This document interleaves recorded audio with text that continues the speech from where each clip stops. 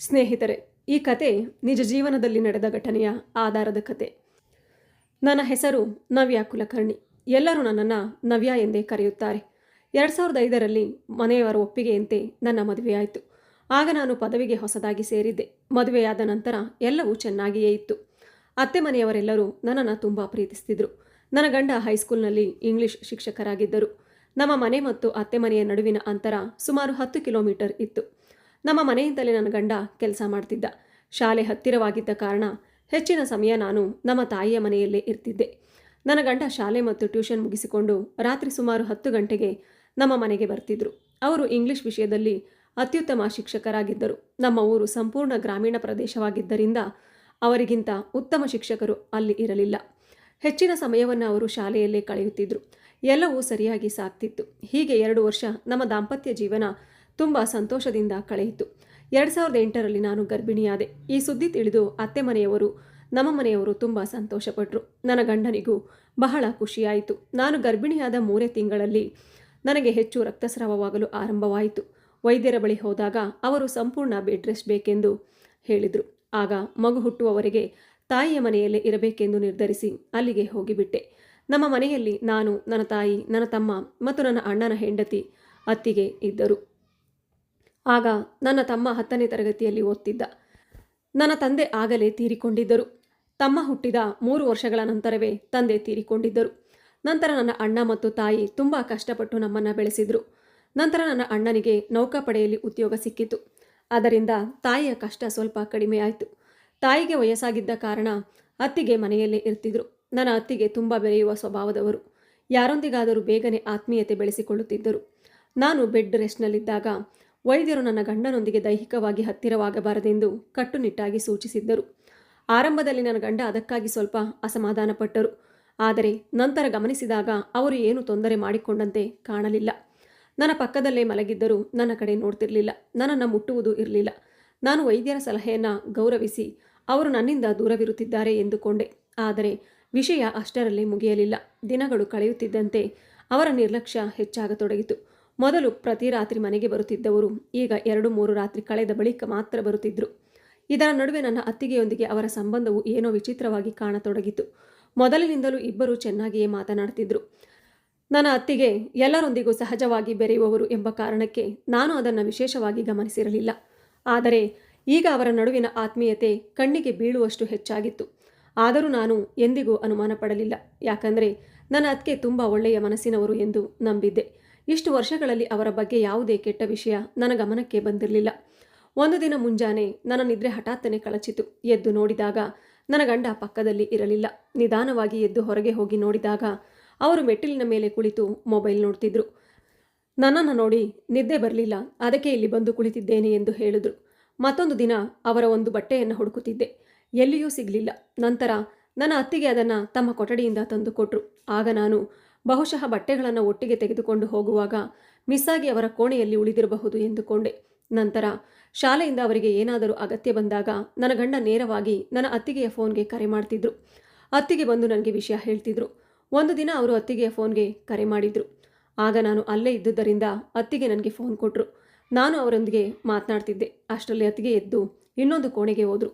ಅವರ ಫೋನ್ ನನ್ನ ಕೈಯಲ್ಲಿದ್ದ ಕಾರಣ ಮನಸ್ಸಿಗೆ ಏನೋ ಅನಿಸ್ತು. ನಾನು ತಕ್ಷಣ ಅವರ ಫೋನ್ನ ಮೆಸೇಜ್ಗಳನ್ನು ಓಪನ್ ಮಾಡಿ ನೋಡಿದೆ.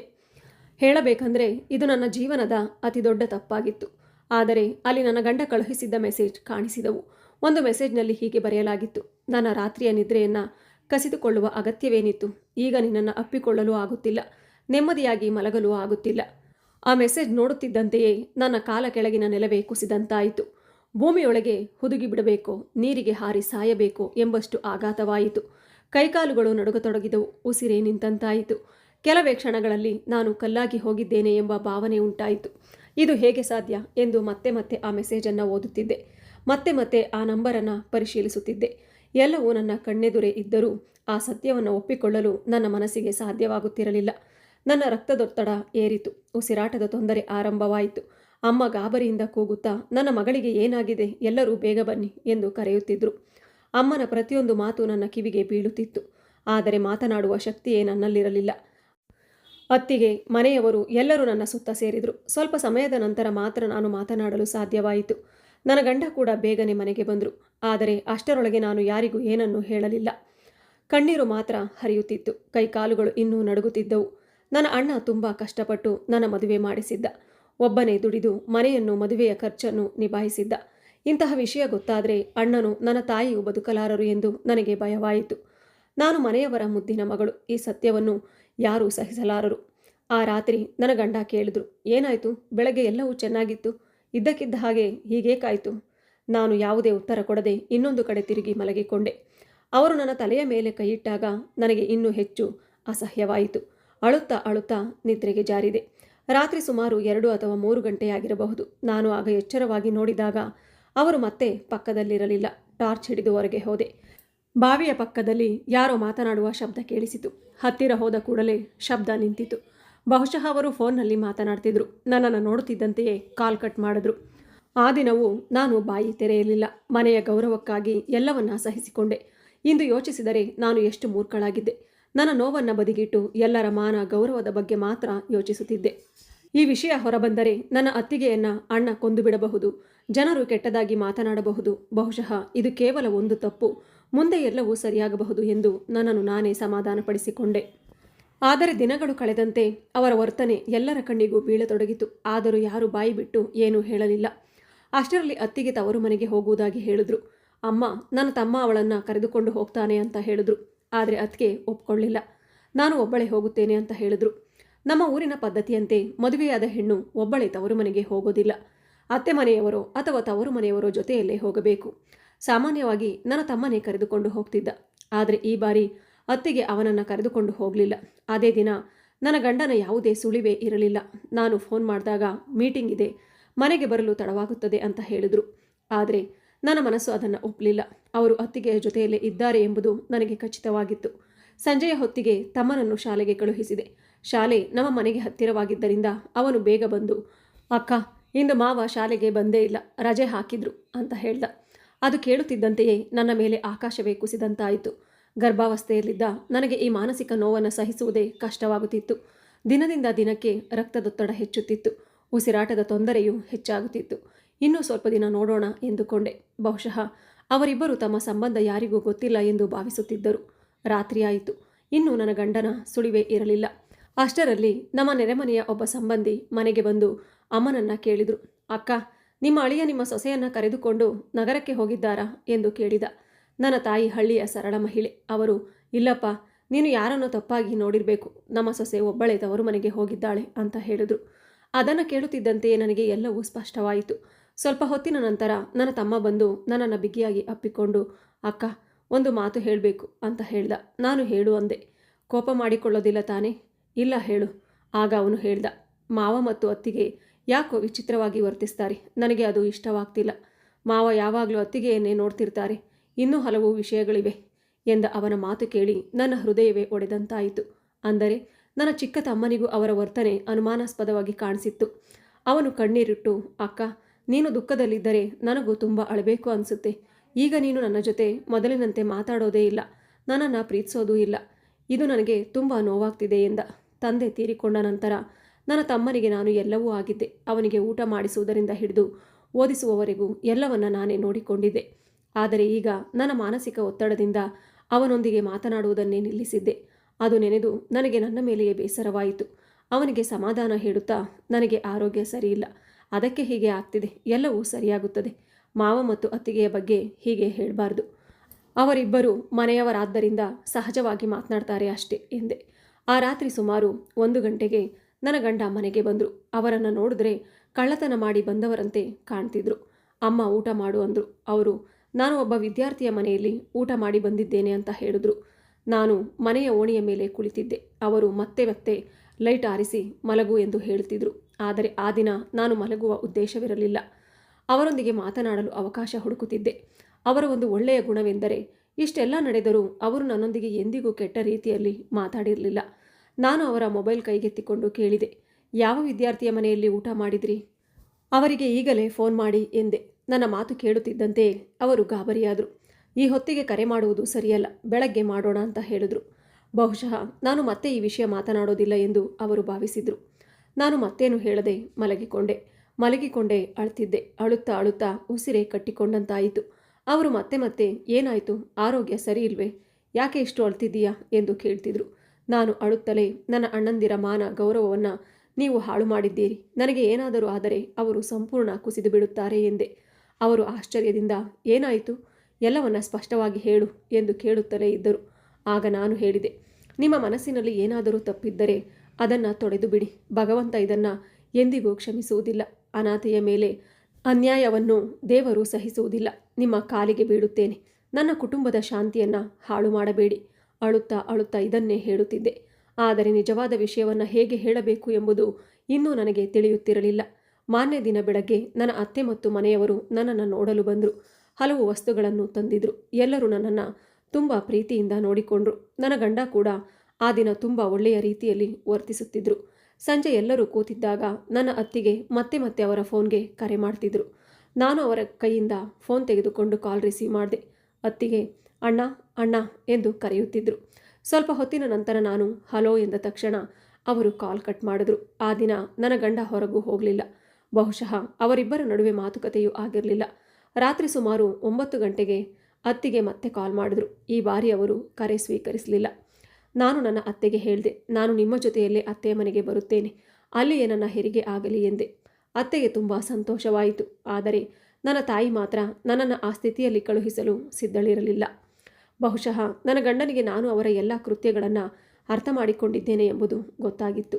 ಆ ದಿನದಿಂದ ಅವರು ಸಹಜವಾಗಿ ವರ್ತಿಸಲು ಆರಂಭಿಸಿದರು. ಹೊರಗೆ ಹೆಚ್ಚು ಸಮಯ ಉಳಿಯುತ್ತಿರಲಿಲ್ಲ. ಬೆಳಗ್ಗೆಯೇ ಮನೆಗೆ ಬರ್ತಿದ್ರು. ನನ್ನನ್ನು ತುಂಬ ಕಾಳಜಿಯಿಂದ ನೋಡಿಕೊಳ್ತಿದ್ರು. ನಾನು ಕೂಡ ಕುಟುಂಬದ ಮಾನ ಗೌರವ ಉಳಿಸಿಕೊಂಡೇ ಈ ಸಮಸ್ಯೆಗೆ ಪರಿಹಾರ ಸಿಗಲಿ ಎಂದುಕೊಂಡೆ. ಸುಮಾರು 10 ದಿನಗಳು ಚೆನ್ನಾಗಿಯೇ ಕಳೆದವು. ಆ ನಡುವೆ ಅತ್ತಿಗೆ ನನಗೆ ಕಾಲ್ ಮಾಡಿ ನನ್ನ ತಮ್ಮನನ್ನು ಕಳುಹಿಸು ಎಂದು ಕೋಪದಿಂದ ಹೇಳಿದ್ರು. ನಾನು ಶಾಂತವಾಗಿ ಉತ್ತರಿಸಿದೆ, ಒಬ್ಬಳೇ ಹೋಗಲು ಸಾಧ್ಯವಾಗಿತ್ತಲ್ಲವೇ? ಹಾಗೆ ಈಗ ಒಬ್ಬಳೇ ಹಿಂದಿರುಗಿಯೂ ಬನ್ನಿ. ಇನ್ನು ಅವಳನ್ನು ಏಕೆ ನೋಡಬೇಕು ಎಂದು ನಾನು ಯೋಚಿಸುತ್ತಿದ್ದೆ. ಆದರೆ ಮರುದಿನ ಬೆಳಗ್ಗೆ ಆಗುತ್ತಿದ್ದಂತೆಯೇ ಅತ್ತಿಗೆ ಮನೆಗೆ ಬಂದರು. ಅವರ ಮುಖದಲ್ಲಿ ಕೋಪ ಸ್ಪಷ್ಟವಾಗಿತ್ತು. ನನ್ನ ಗಂಡನತ್ತ ಕೋಪದಿಂದಲೇ ನೋಡುತ್ತಿದ್ದರು. ಇಷ್ಟು ದಿನ ಇಬ್ಬರಿಗೂ ಮಾತುಕತೆ ಆಗಿರಲಿಲ್ಲ. ಅದಕ್ಕೆ ಕೋಪಗೊಂಡಿದ್ದಾರೆ ಎಂದು ನನಗೆ ಅರ್ಥವಾಯಿತು. ಈ ಬಾರಿ ನನ್ನ ಗಂಡ ಮಾತ್ರ ಅತ್ತಿಗೆಯನ್ನು ಸಂಪೂರ್ಣವಾಗಿ ನಿರ್ಲಕ್ಷ್ಯ ಮಾಡ್ತಿದ್ರು. ಕಣ್ಣೆತ್ತು ನೋಡ್ತಿರ್ಲಿಲ್ಲ. ಶಾಲೆಯಿಂದ ಬಂದ ತಕ್ಷಣ ನನ್ನ ಕೋಣೆಗೆ ಬಂದು ಕುಳಿತುಕೊಳ್ತಿದ್ರು. ಮತ್ತೆ ಹೊರಗೆ ಹೋಗ್ತಿರ್ಲಿಲ್ಲ. ಅತ್ತಿಗೆ ಮಾತ್ರ ಒಳಗೊಳಗೆ ಕುದಿಯುತ್ತಿದ್ರು. ಒಂದು ಸಂಜೆ ನಾವು ಮಲಗಿದ್ದೆವು. ಆಗ ಅತ್ತಿಗೆ ಬಂದು, ನವ್ಯ, ನನಗೆ ಏನೋ ಚೆನ್ನಾಗಿಲ್ಲ, ಬಹುಶಃ ನಾನು ಹೆಚ್ಚು ದಿನ ಬದುಕುವುದಿಲ್ಲ ಅನ್ನಿಸ್ತಿದೆ ಅಂತ ಹೇಳಿದ್ರು. ನಾನು ನಗುತ್ತಾ, ನಿಮಗೆ ದೇಹದಲ್ಲಿ ಯಾವ ಕಾಯಿಲೆಯೂ ಇಲ್ಲ, ನಿಮ್ಮ ಮನಸ್ಸಿಗೆ ಕಾಯಿಲೆಯಾಗಿದೆ, ಅಣ್ಣನನ್ನು ಕರೆಸಿಕೊಳ್ಳಿ ಎಂದೆ. ಅದಕ್ಕೆ ಅವರು, ನಿನ್ನ ಅಣ್ಣ ಎಲ್ಲ ಕಾಯಿಲೆಗಳನ್ನು ಗುಣಪಡಿಸಬಲ್ಲನಾ ಎಂದು ಕೇಳಿದ್ರು. ನಾನು ಏನು ಅರ್ಥವಾಗದವಳಂತೆ ಸುಮ್ಮನಿದ್ದೆ. ನನ್ನ ಗಂಡ ಅವರ ಮಾತಿಗೆ ಗಮನವೇ ಕೊಡಲಿಲ್ಲ. ತಮ್ಮ ಮೊಬೈಲನ್ನು ಮಾತ್ರ ನೋಡುತ್ತಾ ಕುಳಿತಿದ್ರು. ಹೀಗೆ ಕೆಲವು ದಿನಗಳು ಕಳೆಯಿತು. ನಾನು ಪ್ರತಿ ತಿಂಗಳು ವೈದ್ಯರ ಬಳಿಗೆ ತಪಾಸಣೆಗೆ ಹೋಗುತ್ತಿದ್ದೆ. ನನ್ನ ತಮ್ಮ ನನ್ನನ್ನು ಕರೆದುಕೊಂಡು ಹೋಗ್ತಿದ್ದ. ಸಿಟಿಯ ಆಸ್ಪತ್ರೆಯ ಹತ್ತಿರ ನನ್ನ ಚಿಕ್ಕಮ್ಮನ ಮನೆ ಇದ್ದುದರಿಂದ ಅವರು ಕೂಡ ನನ್ನ ಜೊತೆಯಲ್ಲಿದ್ದು ಡಾಕ್ಟರ್ಗೆ ತೋರಿಸ್ತಿದ್ರು. ನಮ್ಮ ಊರು ಸಿಟಿಯಿಂದ ಬಹಳ ದೂರವಾಗಿದ್ದರಿಂದ ಅಲ್ಲಿಗೆ ಹೋಗಲು ಸುಮಾರು 3 ಗಂಟೆ ಬೇಕಾಗ್ತಿತ್ತು. ಒಂದು ದಿನ ಆಸ್ಪತ್ರೆಯಲ್ಲಿ ಅನೇಕ ತುರ್ತು ಶಸ್ತ್ರಚಿಕಿತ್ಸೆಗಳು ಇದ್ದವು. ಗಂಭೀರ ರೋಗಿಗಳೇ ಹೆಚ್ಚಾಗಿದ್ದರಿಂದ ವೈದ್ಯರು ನನ್ನನ್ನು ಪರೀಕ್ಷಿಸುವಷ್ಟರಲ್ಲಿ ರಾತ್ರಿ ಆಯಿತು. ನನ್ನ ಚಿಕ್ಕಮ್ಮ ಹೇಳಿದ್ರು, ಇಷ್ಟು ರಾತ್ರಿಯಲ್ಲಿ ಈಗ ಮನೆಗೆ ಹೋಗಬೇಡ, ಇಂದು ನಮ್ಮ ಮನೆಯಲ್ಲಿ ಇರು, ನಾಳೆ ಹೋಗು, ಈಗ ಗಾಡಿಗಳು ಸಿಗುವುದಿಲ್ಲ ಎಂದರು. ಆದರೆ ನನ್ನ ಮನಸ್ಸು ಮನೆಗೆ ಹೋಗಬೇಕೆಂದು ತುಂಬ ಕಾತರಿಸುತ್ತಿತ್ತು. ಏನೋ ಅನಾಹುತ ಆಗಲಿದೆ ಎಂಬ ಆತಂಕ ಕಾಡುತ್ತಿತ್ತು. ಆದರೂ ಬೇರೆ ದಾರಿ ಇಲ್ಲದ ಕಾರಣ ಅಲ್ಲೇ ಉಳಿದೆ. ಆ ರಾತ್ರಿ ನನಗೆ ಒಂದು ಕ್ಷಣವೂ ನಿದ್ರೆ ಬರಲಿಲ್ಲ. ಬೆಳಗಿನ ಜಾವ ನನ್ನ ದೊಡ್ಡ ಅಣ್ಣ ಕಾಲ್ ಮಾಡಿದರು. ಫೋನ್ ರಿಂಗಾದ ತಕ್ಷಣವೇ ನನ್ನ ಹೃದಯ ಬಡಿತ ಹೆಚ್ಚಾಯಿತು. ಏನೋ ಅಪಾಯದ ಸೂಚನೆ ಎಂಬ ಭಾವನೆ ಉಂಟಾಯಿತು. ಅಣ್ಣ ತುಂಬ ಮೃದುವಾಗಿ, ಬೆಳಗ್ಗೆ ಬೇಗ ಮನೆಗೆ ಬಾ, ನಾನು ಇಂದು ಮನೆಗೆ ಬರುತ್ತೇನೆ ಎಂದರು. ನಾನು ಮತ್ತೆ ಮತ್ತೆ, ಅಣ್ಣ, ಮನೆಯಲ್ಲಿ ಏನಾದರೂ ಸಮಸ್ಯೆಯೇ, ದಯವಿಟ್ಟು ಹೇಳಿ ಎಂದು ಕೇಳಿದೆ. ಆದರೆ ಅವರು ಮತ್ತೇನೂ ಹೇಳಲಿಲ್ಲ. ನನ್ನನ್ನು ಚಿಕ್ಕಂದಿನಿಂದಲೇ ತುಂಬ ಪ್ರೀತಿಯಿಂದ ಬೆಳೆಸಿದ್ದ ಅಣ್ಣ ನನ್ನ ಕಣ್ಣೀರು ನೋಡಲು ಇಷ್ಟಪಡದವರು. ನಂತರ ನಾನು ನನ್ನ ಗಂಡನಿಗೆ ಕಾಲ್ ಮಾಡಿದೆ. ಅವರು ಕಾಲ್ ರಿಸೀವ್ ಮಾಡಿದ ತಕ್ಷಣ, ನೀನು ನೇರವಾಗಿ ನಮ್ಮ ಮನೆಗೆ ಬಾ, ಇನ್ನು ಮುಂದೆ ನಾವು ನಮ್ಮ ಮನೆಯಲ್ಲೇ ಇರುತ್ತೇವೆ ಎಂದರು. ಆ ಮಾತು ಕೇಳುತ್ತಿದ್ದಂತೆಯೇ ಮನೆಯಲ್ಲಿ ದೊಡ್ಡ ಘಟನೆ ನಡೆದಿರಬೇಕು ಎಂದು ನನಗೆ ಖಚಿತವಾಯಿತು. ಬೆಳಗ್ಗೆಯೇ ನಾನು ಮನೆಗೆ ಬಂದೆ. ಗಂಡ ಶಾಲೆಗೆ ಹೋಗಿದ್ದರು. ಮನೆಯಲ್ಲಿ ಎಲ್ಲವೂ ಸಹಜವಾಗಿಯೇ ಕಾಣುತ್ತಿತ್ತು. ಮರುದಿನ ಅಣ್ಣ ಮನೆಗೆ ಬಂದರು. ಅವರು ಅತ್ತಿಗೆಯೊಂದಿಗೆ ಮಾತನಾಡ್ತಿರಲಿಲ್ಲ. ತುಂಬ ಮಂಕಾಗಿ ಕುಳಿತಿದ್ರು. ನಾನು ಎಷ್ಟು ಕೇಳಿದ್ರೂ ಏನನ್ನೂ ಹೇಳಲಿಲ್ಲ. ಸ್ವಲ್ಪ ಹೊತ್ತಿನ ನಂತರ ನಮ್ಮ ನೆರೆಮನೆಯ ಆ ಸಂಬಂಧಿ ಅಣ್ಣನನ್ನು ಹೊರಗೆ ಕರೆದುಕೊಂಡು ಹೋದರು. ಮನೆಯ ಮಧ್ಯದಲ್ಲಿ ಒಂದು ಕೆರೆ ಇತ್ತು. ಆ ರಾತ್ರಿ ಅಣ್ಣ ಮತ್ತು ಅತ್ತಿಗೆಯ ನಡುವೆ ಭಾರೀ ಜಗಳ ನಡೆಯಿತು. ಇನ್ನು ಮುಂದೆ ಒಟ್ಟಿಗೆ ಬದುಕುವುದಿಲ್ಲ ಎಂಬ ಮಾತುಗಳು ಕೇಳಿಬಂದವು. ಅಮ್ಮ ಅಣ್ಣನಿಗೆ ಬೈದು ಒಂದು ಹೊಡೆದು ಜಗಳವನ್ನು ನಿಲ್ಲಿಸಿದರು. ಅತ್ತಿಗೆ ಜೋರಾಗಿ ಅತ್ತು ಕಿರುಚಿ ಇಡೀ ಊರನ್ನೇ ಸೇರಿಸಿಕೊಂಡರು. ಆದರೆ ಆಗಲೂ ನನಗೆ ಏನಾಗಿದೆ ಎಂಬುದು ಗೊತ್ತಿರಲಿಲ್ಲ. ನಂತರ ಅಮ್ಮ ಆ ಸಂಬಂಧಿಯ ಬಳಿಗೆ ಹೋಗಿ, ಏನಾಯಿತು, ನನ್ನ ಮಗ ಹೀಗೆ ಯಾಕೆ ವರ್ತಿಸುತ್ತಿದ್ದಾನೆ ಎಂದು ಕೇಳಿದ್ರು. ಅವರು ಹೇಳಿದ ಮಾತು ಕೇಳಿ ನಾನು ಬೆಚ್ಚು ಬಿದ್ದೆ. ಅವರು ಹೇಳಿದ್ರು, ನಿನ್ನ ಸೊಸೆ ಮತ್ತು ನಿನ್ನ ಅಳಿಯನನ್ನು ನಾನು ಕೆರೆಯ ದಂಡೆಯಲ್ಲೇ ಒಟ್ಟಿಗೆ ಹಿಡಿದಿದ್ದೇನೆ. ಆ ಕೆರೆಯ ಬಳಿ ಮೆಟ್ಟಿಲು ಕಟ್ಟಲಾಗಿತ್ತು. ರಾತ್ರಿ ಅವರು ಅಲ್ಲಿ ಕುಳಿತು ಮಾತನಾಡುತ್ತಿದ್ದರು. ನಾನು ನೋಡಿದ ನಂತರ ಅತ್ತಿಗೆ ನನ್ನ ಕಾಲಿಗೆ ಬಿದ್ದು ದಯವಿಟ್ಟು ಯಾರಿಗೂ ಹೇಳಬೇಡಿ ಎಂದು ಬೇಡಿಕೊಂಡರು. ಆದರೂ ಅವರು ಕೂಡಲೇ ನನ್ನ ಅಣ್ಣನಿಗೆ ಫೋನ್ ಮಾಡಿ ಎಲ್ಲವನ್ನ ತಿಳಿಸಿದ್ದಾರೆ. ಇದನ್ನೆಲ್ಲ ಕೇಳಿದ ನಾನು ಮಾತೆ ಬರದೆ ಕುಳಿತೆ. ಎಲ್ಲರೂ ನನ್ನನ್ನೇ ನೋಡುತ್ತಿದ್ದರು. ಈಕೆಗೆ ಏನಾದರೂ ಆಗಿಬಿಟ್ಟರೆ ಎಂಬ ಭಯ ಎಲ್ಲರಲ್ಲೂ ಇತ್ತು. ಆ ನೆರೆಮನೆಯವರು ಮುಂದುವರಿದು ಹೇಳಿದರು, ಒಂದು ದಿನ ಸಿಟಿಯಲ್ಲಿರುವ ಹೋಟೆಲ್ನಿಂದಲೂ ಇವರಿಬ್ಬರು ಒಟ್ಟಿಗೆ ಹೊರಬರುತ್ತಿರುವುದನ್ನು ನಾನು ನೋಡಿದ್ದೇನೆ ಅಂತ ಹೇಳಿದ್ರು. ಊರಿನ ಎಲ್ಲರಿಗೂ ನಾನು ತುಂಬ ಇಷ್ಟವಾಗಿದ್ದೆ. ನಾನು ಎಲ್ಲರೊಂದಿಗೆ ಪ್ರೀತಿಯಿಂದ ಬೆರೆಯುತ್ತಿದ್ದೆ. ಆ ಸಂಬಂಧಿಯ ಹೆಂಡತಿಗೆ ಮಗು ಹುಟ್ಟುವ ಮೊದಲು ಮನೆಯ ಎಲ್ಲ ಕೆಲಸಗಳನ್ನು ನಾನು ಮಾಡಿಕೊಡುತ್ತಿದ್ದೆ. ಅದಕ್ಕೆ ಅವರು ನನ್ನನ್ನು ತಮ್ಮ ತಂಗಿಯಂತೆ ನೋಡುತ್ತಿದ್ದರು. ಈ ಎಲ್ಲ ವಿಷಯಗಳು ಹೊರಬಂದ ನಂತರ ಅತ್ತಿಗೆಯ ಮನೆಯವರು, ನನ್ನ ಅತ್ತೆ ಮನೆಯವರು, ನಮ್ಮ ಮನೆಯವರು ಒಂದೇ ಕಡೆ ಸೇರಿ ಸಭೆ ನಡೆಸಿದರು. ಕೊನೆಯಲ್ಲಿ ಒಂದು ತೀರ್ಮಾನಕ್ಕೆ ಬಂದರು. ನಾನು ತಾಯಿಯ ಮನೆಯಲ್ಲಿ ಇರುವವರೆಗೆ ಅತ್ತಿಗೆಯು ತನ್ನ ತಾಯಿಯ ಮನೆಯಲ್ಲೇ ಇರಬೇಕು ಎಂದು ನಿರ್ಧರಿಸಲಾಯಿತು. ಅತ್ತಿಗೆಯ ತಂದೆ ತಾಯಿ ಬಂದು ಅವರನ್ನು ಕರೆದುಕೊಂಡು ಹೋದರು. ಅವರು ನನ್ನ ಮುಂದೆ ಕೈ ಜೋಡಿಸಿ ಕ್ಷಮೆ ಕೇಳಿದ್ರು. ನನ್ನ ಅಣ್ಣ ಮಾತ್ರ ಎಲ್ಲರ ಮುಂದೆಯೇ ನಾನು ಅವಳಿಗೆ ವಿಚ್ಛೇದನ ಕೊಡುತ್ತೇನೆ, ಅವಳ ಜೀವನಾಂಶದ ಹಣವನ್ನು ಕೊಡುತ್ತೇನೆ ಎಂದು ದೃಢವಾಗಿ ಹೇಳಿದರು. ಆದರೆ ಅತ್ತಿಗೆಯ ತಂದೆ ತಾಯಿ ಕೈ ಮುಗಿದು ಇನ್ನೊಂದು ಅವಕಾಶ ಕೊಡಿ ಎಂದು ಬೇಡಿಕೊಂಡರು. ಅತ್ತಿಗೆಯು ತುಂಬ ಅತ್ತು ನನ್ನ ಅಣ್ಣನ ಕಾಲಿಗೆ ಬಿದ್ದು ಇನ್ನು ಮುಂದೆ ಜೀವನದಲ್ಲಿ ಇಂತಹ ತಪ್ಪು ಮಾಡುವುದಿಲ್ಲ ಎಂದು ಕ್ಷಮೆಯಾಚಿಸಿದರು. ನಂತರ ಎಲ್ಲವೂ ಮೇಲ್ನೋಟಕ್ಕೆ ಸರಿಯಾಗಿದೆ ಎಂದು ಕಂಡರೂ ನನ್ನ ಮನಸ್ಸು ಮಾತ್ರ ಯಾವುದನ್ನು ಒಪ್ಪಿಕೊಳ್ಳಲು ಸಿದ್ಧವಾಗಿರಲಿಲ್ಲ. ಆದರೆ ನಾನು ಏನು ಮಾಡಬಹುದಿತ್ತು? ನಾನು ಮಧ್ಯಮ ವರ್ಗದ ಗ್ರಾಮೀಣ ಕುಟುಂಬದ ಹುಡುಗಿ. ಮೇಲಾಗಿ ನನಗೆ ತಂದೆಯೂ ಇರಲಿಲ್ಲ. ನಮ್ಮಂತಹ ಕುಟುಂಬಗಳಲ್ಲಿ ಹುಟ್ಟಿದ ಹೆಣ್ಣು ಮಕ್ಕಳು ಅನೇಕ ನೋವುಗಳನ್ನು ಸಹಿಸಿಕೊಂಡೇ ಬದುಕಬೇಕಾಗುತ್ತದೆ. ಸಮಾಜವು, ಕುಟುಂಬವು, ಗಂಡಸರು ಏನು ಮಾಡಿದರೂ ಸರಿ, ಹೆಂಡತಿ ಮಕ್ಕಳಿದ್ದರೂ ಬೇರೆ ಹೆಂಗಸರೊಂದಿಗೆ ಸಂಬಂಧ ಇಟ್ಟುಕೊಳ್ಳಬಹುದು. ಅದನ್ನೆಲ್ಲ ಹೆಂಗಸರು ಸಹಿಸಿಕೊಂಡೇ ಸಂಸಾರ ನಡೆಸಬೇಕು ಎಂಬ ಪಾಠವನ್ನೇ ಕಲಿಸುತ್ತದೆ. ಅದೇ ನಮ್ಮ ಸಮಾಜದ ನಿಯಮ. ನಾನು ಅದಕ್ಕೆ ಹೊರತಾಗಿರಲಿಲ್ಲ. ಆದ್ದರಿಂದ ಎಲ್ಲವನ್ನು ಮೌನವಾಗಿ ಸಹಿಸಿಕೊಂಡೇ ಬದುಕಬೇಕಾಯಿತು. ಹೀಗೆ ಅನೇಕ ಕಷ್ಟಗಳನ್ನು ದಾಟಿ ನನ್ನ ಗರ್ಭಧಾರಣೆಯ 9 ತಿಂಗಳುಗಳು ಮುಗಿದವು. ಒಂದು ದಿನ ಹಠಾತ್ತನೆ ನನ್ನ ಕೈಕಾಲುಗಳು ತುಂಬ ಊದಿಕೊಂಡವು. ನನ್ನ ದೇಹದ ತೂಕ ಸುಮಾರು 23ರಿಂದ 25 kg ಹೆಚ್ಚಾಗಿತ್ತು. 9 ತಿಂಗಳು 18 ದಿನಗಳಾಗಿದ್ದಾಗ ಕೈಕಾಲುಗಳು 2 ಪಟ್ಟು ಊದಿಕೊಂಡವು. ರಕ್ತದೊತ್ತಡ ಹೆಚ್ಚಾಯಿತು. ಉಸಿರಾಟದ ತೊಂದರೆ ಆರಂಭವಾಯಿತು. ಎಲ್ಲರೂ ನನ್ನನ್ನು ತಕ್ಷಣ ಆಸ್ಪತ್ರೆಗೆ ಕರೆದೊಯ್ದರು. ವೈದ್ಯರು ಪರೀಕ್ಷಿಸಿ ಸಿಸೇರಿಯನ್ ಮಾಡಬೇಕೆಂದು ಹೇಳಿದರು. ಆದರೆ ರಕ್ತದೊತ್ತಡ ತುಂಬ ಹೆಚ್ಚಿದ್ದರಿಂದ ಕೂಡಲೇ ಶಸ್ತ್ರಚಿಕಿತ್ಸೆ ಮಾಡಲು ಸಾಧ್ಯವಾಗಲಿಲ್ಲ. 2 ದಿನ ಆಸ್ಪತ್ರೆಯಲ್ಲೇ ಕಳೆದೆವು. 3ನೇ ದಿನ ಕೊನೆಗೂ ಸಿಸೇರಿಯನ್ ಮಾಡಲಾಯಿತು. ಆ ದಿನ ನನ್ನ ಜೀವನದ ಅತ್ಯಂತ ಸಂತೋಷದ ದಿನವಾಗಿತ್ತು. ಅದು ಶುಕ್ರವಾರ. ಆ ದಿನ ನನ್ನ ಗಂಡ ನನ್ನ ಜೊತೆಯಲ್ಲಿರುತ್ತಾರೆ ಎಂದು ನಾನು ತುಂಬ ನಿರೀಕ್ಷಿಸಿದ್ದೆ. ಆದರೆ ಇಡೀ ದಿನ ಅವರು ಕಾಣಲೇ ಇಲ್ಲ. ಮಧ್ಯಾಹ್ನ ಸುಮಾರು 3 ಗಂಟೆಗೆ ಶಸ್ತ್ರಚಿಕಿತ್ಸೆ ನಡೆಯಿತು. ರಾತ್ರಿ ನನ್ನನ್ನು ವಾರ್ಡ್ಗೆ ಕರೆತಂದರು. ನಾನು ಒಂದು ಹೆಣ್ಣು ಮಗುವಿಗೆ ಜನ್ಮ ನೀಡಿದ್ದೆ. ನನ್ನ ಮಗಳ ಮುಖ ನೋಡಿದ ಕ್ಷಣವೇ ಇಷ್ಟೊಂದು ತಿಂಗಳು ಅನುಭವಿಸಿದ ಎಲ್ಲ ನೋವು ಮರೆತು ಹೋಯಿತು. ಇನ್ನು ನನ್ನ ಜೀವನದಲ್ಲಿ ಸುಖದ ದಿನಗಳು ಆರಂಭವಾಗುತ್ತವೆ ಎಂಬ ಆಶೆ ಮೂಡಿತು. ಆಸ್ಪತ್ರೆಗೆ ಬಂದ ಮೊದಲ ದಿನ ಮಾತ್ರ ನನ್ನ ಗಂಡ ನನ್ನನ್ನು ನೋಡಿದ್ರು. ಅದಾದ ನಂತರ ಅವರು ಮತ್ತೆ ಬಂದಿರಲಿಲ್ಲ. ಅವರ ಮನೆಯವರೆಲ್ಲರೂ ಇದ್ದರು. ಆದರೆ ನನ್ನ ಗಂಡ ಮಾತ್ರ ಇರಲಿಲ್ಲ. ಅದು ನನ್ನ ಮನಸ್ಸಿನ ಒಂದು ಮೂಲೆಯಲ್ಲಿ ದೊಡ್ಡ ಕೊರತೆಯಾಗಿ ಉಳಿಯಿತು. ಗರ್ಭಾವಸ್ಥೆಯಲ್ಲಿಯೇ ನಾನು ಅವರಿಗೆ ಹಲವು ಬಾರಿ ಹೇಳಿದ್ದೆ, ನನ್ನ ಹೆರಿಗೆಯ ಸಮಯದಲ್ಲಿ ನೀವು ನನ್ನ ಜೊತೆಯಲ್ಲಿರಬೇಕು ಎಂದು. ಅವರು ಖಂಡಿತ ಇರುತ್ತೇನೆ ಎಂದು ಮಾತು ಕೊಟ್ಟಿದ್ದರು. ಆದರೆ ಆ ಮಾತನ್ನು ಅವರು ಉಳಿಸಿಕೊಳ್ಳಲಿಲ್ಲ. ರಾತ್ರಿ ತುಂಬ ಹೊತ್ತಾಯಿತು. ಬಾಗಿಲು ತೆರೆಯುವ ಸದ್ದು ಕೇಳಿದಾಗಲೆಲ್ಲ ಈಗ ಬಂದಿರಬಹುದು, ಈಗ ನಮ್ಮ ಮಗಳನ್ನು ಮಡಿಲಿಗೆತ್ತಿಕೊಳ್ಳಬಹುದು ಎಂದು ಆಸೆಯಿಂದ ನೋಡುತ್ತಿದ್ದೆ. ಆದರೆ ಪ್ರತಿ ಸಾರಿ ನನ್ನ ನಿರೀಕ್ಷೆ ಸುಳ್ಳಾಗುತ್ತಿತ್ತು. ಸುಮಾರು ಮಧ್ಯರಾತ್ರಿ. ನನ್ನ ಬಳಿ ಫೋನ್ ಇರಲಿಲ್ಲವಾದ್ದರಿಂದ ಸಮಯ ಎಷ್ಟು ಎಂಬುದು ಗೊತ್ತಿರಲಿಲ್ಲ. ಅಷ್ಟರಲ್ಲಿ ಹೊರಗಿನ ಫೋನ್ಗೆ ಒಂದು ಕರೆ ಬಂತು. ಅದು ನನ್ನ ದೊಡ್ಡ ಅಣ್ಣನಿಂದ ಬಂದ ಕರೆ. ಅಮ್ಮ ನನ್ನೊಂದಿಗೆ ಮಾತನಾಡುತ್ತಾ ಹೊರಗೆ ಹೋದರು. ಆದರೆ ಮತ್ತೆ ವಾರ್ಡ್ಗೆ ಬರಲಿಲ್ಲ. ಅವರನ್ನು ಕರೆಯಲು ನನ್ನ ಅತ್ತೆಯು ಹೊರಗೆ ಹೋದರು. ಅವರು ಕೂಡ ಮರಳಿ ಬರಲಿಲ್ಲ. ಇದೇನು ವಿಚಿತ್ರ, ಹೊರಗೆ ಹೋದವರು ಯಾರೂ ಹಿಂದಿರುಗುತ್ತಿಲ್ಲ ಎಂದು ನನಗೆ ಆಶ್ಚರ್ಯವಾಯಿತು. ಸುಮಾರು ಅರ್ಧ ಗಂಟೆಯ ನಂತರ ಇಬ್ಬರು ಒಳಗೆ ಬಂದರು. ಅವರಿಬ್ಬರ ಕಣ್ಣುಗಳಲ್ಲೂ ಕಣ್ಣೀರು ತುಂಬಿತ್ತು. ಹೆಂಗಸರಲ್ಲವೇ, ಏನನ್ನೋ ಮರೆಮಾಚಲು ಪ್ರಯತ್ನಿಸುತ್ತಿದ್ದರು. ಆದರೆ ಅವರಿಂದ ಅದು ಸಾಧ್ಯವಾಗುತ್ತಿರಲಿಲ್ಲ. ಅಮ್ಮ ಹೇಳಿದ್ರು, ನಿನ್ನ ಅಣ್ಣ ಹೊರಟಿದ್ದಾನೆ, ಬೆಳಗ್ಗೆ ಇಲ್ಲಿಗೆ ಬರುತ್ತಾನೆ. ಮರುದಿನ ಬೆಳಗ್ಗೆ ನನ್ನ ದೊಡ್ಡ ಅಣ್ಣ ಮತ್ತು ತಮ್ಮ ಇಬ್ಬರೂ ಬಂದರು. ಅವರು ನನ್ನ ಮಗಳನ್ನು ತುಂಬ ಮುದ್ದಾಡಿದರು. ನನ್ನ ಅಣ್ಣ ಮಗುವನ್ನು ಮಡಿಲಿಗೆ ಎತ್ತಿಕೊಂಡು ಜೋರಾಗಿ ಅಳತೊಡಗಿದರು. ಅವರು ಹೇಳುತ್ತಿದ್ದರು, ಇವಳು ನನ್ನ ಮಗಳು. ನಾನು ಬದುಕಿರುವವರೆಗೂ ನನ್ನ ಈ ಮಗಳಿಗೆ ಯಾವ ನೋವು ಆಗಲು ಬಿಡುವುದಿಲ್ಲ. ನಂತರ ನನ್ನ ಕೈ ಹಿಡಿದು ಅಳುತ್ತಾ ಹೇಳಿದರು, ತಂಗಿ, ನಿನಗೆ ನ್ಯಾಯ ಕೊಡಿಸಲಿಲ್ಲ, ಅದಕ್ಕಾಗಿ ನನ್ನನ್ನು ಕ್ಷಮಿಸು. ಅಣ್ಣನ ಅಳುವನ್ನು ನೋಡಿ ಅಲ್ಲಿದ್ದವರೆಲ್ಲರೂ ಅಳತೊಡಗಿದರು. ನಾನು ಅಳುತ್ತಾ, ಅಣ್ಣ, ಏನಾಯಿತು, ದಯವಿಟ್ಟು ಹೇಳಿ. ನೀವು ನಮಗಾಗಿ ಮಾಡಿರುವುದನ್ನು ಯಾವ ಅಣ್ಣನೂ ಮಾಡಲು ಸಾಧ್ಯವಿಲ್ಲ ಎಂದು ಕೇಳಿದೆ. ಹೀಗೆ ಇಡೀ ದಿನ ಕಳೆಯಿತು. ಆದರೆ ನಾನು ಮಾತ್ರ ಒಬ್ಬ ವ್ಯಕ್ತಿಯನ್ನು ಹುಡುಕುತ್ತಿದ್ದೆ.